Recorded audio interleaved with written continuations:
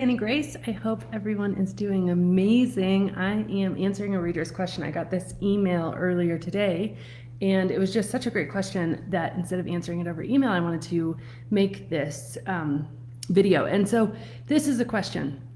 The question is, hey Annie, now that I know the truth about alcohol, how do I not force it on others that I love who are doing the same thing I was? My husband coming home on a Friday and saying, the work week is over, I'm gonna go sit in my chair and have a few beers, which leads to him passing out by 8 p.m. and then I'm alone. Or my 22-year-old daughter drinking a hard seltzer in her room alone saying, what, I'm just relaxing. They have all the false beliefs I used to have about what alcohol is doing for them when it's really just harming them, and I see that now. Particularly my daughter who's unmotivated and has depression and anxiety. It's making me crazy. I'm now counting my husband's beers and my anxiety level is skyrocketing. Any thoughts would help me out. I so respect you and your program. So first of all, I just want to say this is a phenomenal question. And honestly, just the level of awareness to bring this up and to see that, and to inquire about it and to see how this is affecting you and your anxiety just shows a level of self-awareness that I think is amazing. We so often and so quickly, something bothers us emotionally, or we see something and we judge somebody else and we just say, they need to fix that. They need to fix that. They need to stop drinking, or they need to, not pass out, or they need to do this, or they need to do that. And yeah, sure, your mind is saying all those things, but you said, wait a second, stop, how can I better do something about this? And that shift from judgment and blame and what do they need to do and how can they be fixed for me to be happy, to this shift to how can I do something about this? And then even reaching out and emailing me. I mean, I think it's just phenomenal. I just celebrate that level of awareness. It's amazing. I think that level of saying, okay, this is for me to solve inside me is absolutely brilliant. I'm reminded of a quote by one of my good friends, Myron Golden, and he says this. He says, we don't see things as they are, we see things as we are. And that is so true, because when I was drinking, I actually saw people who weren't drinking and had all sorts of judgment for them. I remember saying things like, I don't trust you if you don't drink, or I remember thinking that it wasn't even worth it to go do something if I couldn't drink. So if I had to be the designated driver, I remember being like, I'll just stay home. Or during certain times of my pregnancy, when everybody was going out to do something, and whether it was like a barbecue at the park and there was going to be lots of drinking or whatever, I would sometimes just opt to stay home and watch TV. And I'm a really social person just because I had this belief that it wasn't even fun if I wasn't having a drink. So the truth is we don't see things as they really are. We see things through the filter which has created us and our perceptions and our beliefs and our assumptions and our conclusions and all those sorts of things. And so your filter has changed in a really beautiful way. And so also, before I really get into the answer, I think we should take a moment to just celebrate that. Let's celebrate how far your perspective through this Naked Mind methodology, through the programs, through all of that stuff has shifted to the fact where you're not triggered to drink by the people around you. You're just frustrated that they don't see what you see now. And that is so much freedom, although I understand completely how you're now wanting them to change can create you a ton of anxiety. So I was in a very similar situation to this. I think it was probably 4 or 5 months after I had stopped drinking. And I remember going to a St. Patrick's Day party with a bunch of friends. And all of a sudden I saw it through a totally different lens, because my perspective around alcohol had shifted completely. And my desire for alcohol as a result had shifted completely. And I say this, but I'll harp on it again and again and again. So many times when people are trying to look at their relationship with alcohol, we say, the behavior change is the goal. I just want to stop drinking. The behavior change is the goal. And I will sit here and advocate all day long. I don't believe the behavior change is the goal. I think we have to go beyond the behavior change, because there's been so many times where I see people who are not drinking anymore, but they're still miserable about it. They still feel like they're missing out, or that they're deprived, or they think about it a lot. They feel sorry for themselves. And for me, that's not freedom. That's not really living. That's not being truly alive. And so I think we need to go beyond the behavior change to actually the way we want to interact with alcohol and what we want, what our desire is. So very similar to what you're saying in your written question, is I had experienced the mindset shift to where, yeah, I wasn't drinking anymore, but I didn't want to drink anymore. And it went so far as to, I didn't think anybody else really should be drinking anymore either. I mean, that's just the reality of where I was at that point in my life. I was just really like, why? What? And I didn't understand why they were still doing what they were doing. I had devalued, as we do so often. Mindset shifts are phenomenal in the sense that when our mindset shifts, our emotion shifts around the issue. So when our emotion shifts around drinking, we just don't want to do it. It's really hard for us to understand, why would people want to do this? We devalue the mindset shift itself. So we enter this place of like, well, duh, like, why? What are you doing? Like, I don't even understand what you're doing, because we've had such a vast shift from where we used to be. So in my story, it was St. Patrick's Day. It was the first time I'd been really social and a really, with a bunch of different parents, and we all had kids around the same age.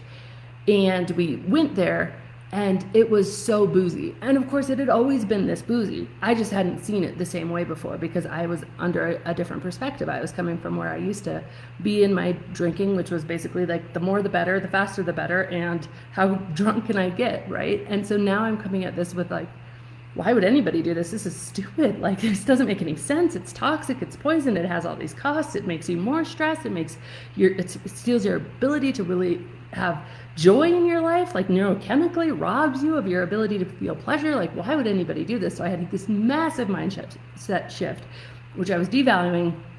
I come into this situation, and I felt almost blindsided by the fact that everybody was just drinking so much. And I'm sitting there like, I just wanted to preach. Like, I just wanted to preach, and I probably did a little bit. And the reality is that human beings are a lot like, oh gosh, how do I explain this best? We have this mechanism inside of us that honestly wants to be contrary. Like, there is a big part of us that wants to be contrary. So if you go in strong against somebody, somebody's going to come strong against you. If you go in pulling against somebody, someone's going to pull right back against you. So I went into this situation very much saying like, do you guys know this? Do you understand this? What's going on here? Why are you doing this?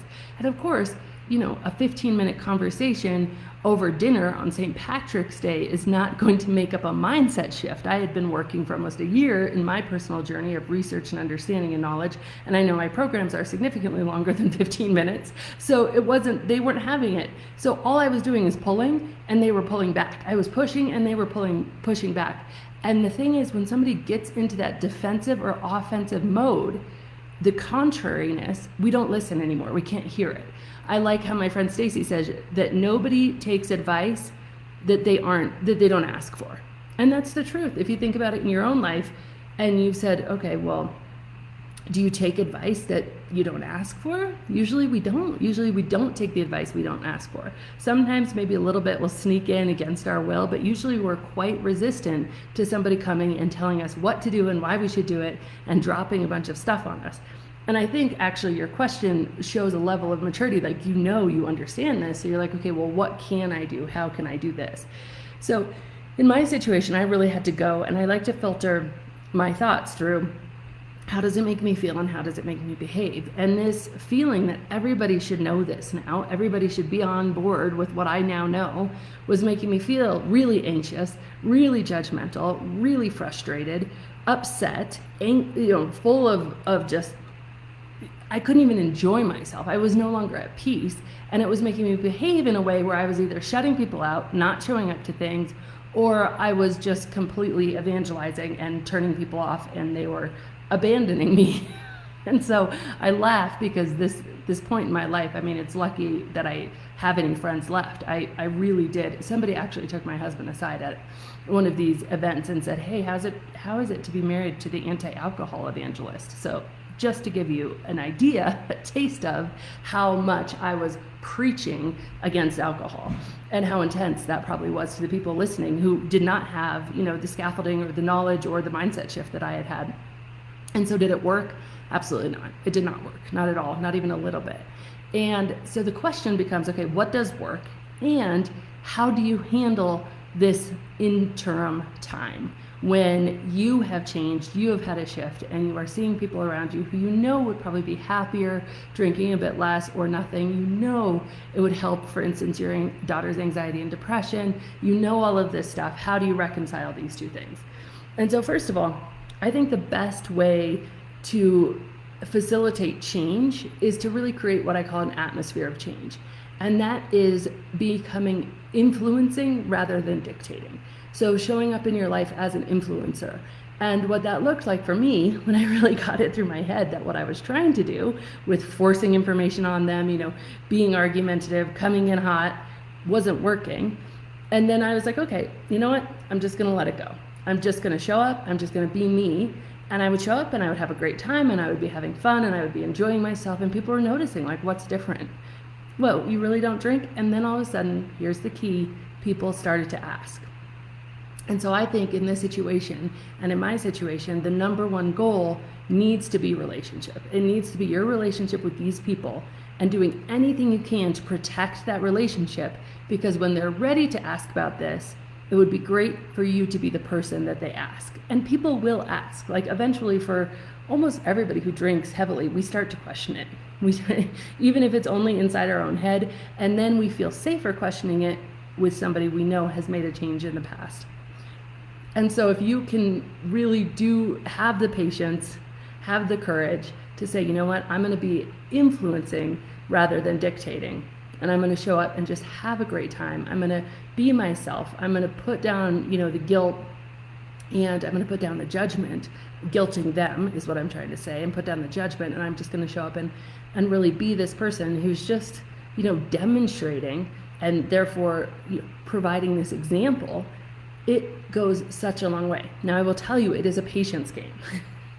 And so I would heavily recommend relying on a group of people, whether it's, on a Facebook group, like there's 2 free Facebook groups, This Naked Mind and the Alcohol Experiment are both free Facebook groups, or, whether you join the Path or something like that, where you really are able to show up and vent these things and say, gosh, it really triggered me here when he was having 4 beers and I couldn't help counting them, and all this stuff, because all these thoughts are very natural. They will come up. But the best way to influence somebody is by having the relationship so that they don't feel judged. They don't feel like you're looking over their shoulder. They don't feel incriminated. They don't feel guilty. And therefore, you are the person that they end up coming to when they need advice. And again, nobody takes advice that they don't ask for. Very, very rare that somebody will take advice that they don't ask for. The flip side of that coin is that when somebody is ready and open and asks for advice, wow, it's like, it can be some of the most mind-blowing, most transforming conversations. So how can you really hold this intention for them in your heart, but then outwardly just stay connected, stay, really building that relationship? I would do stuff with my husband because he drank for years after I stopped drinking, and I would be the one to buy him beer. I would be the one to ask what he wanted to drink. I would be the one to pour it for him. And that's because all the preaching, it just was completely not working. And he literally took me aside. He's like, I'm going to drink, so you do what you do, but I don't want to hear about it. And so that was great. Eventually, though, he saw what was going on with me, and he very naturally moved into a change, but years. And so this is a patience game. The second question is really, how do you deal with, seeing people you love hurting themselves now that it's harmful? And I think one of the best beliefs for me that was really helpful was, okay, they just don't know yet. They just haven't seen this yet.